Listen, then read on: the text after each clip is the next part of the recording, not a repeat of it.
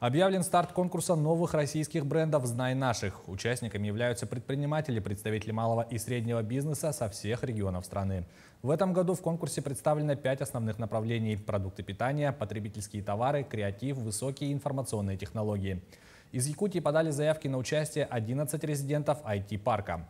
Напомним, участниками первого сезона конкурса стали порядка 5000 брендов из всех регионов страны.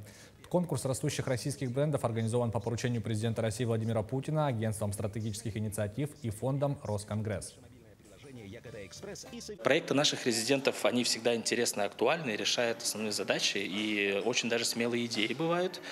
Конечно же, вспомним такие хорошие бренды, как Хатутент, это производство морозостойких изделий, и также компания Терех и Сахачай продвигают свои вкусные продукты.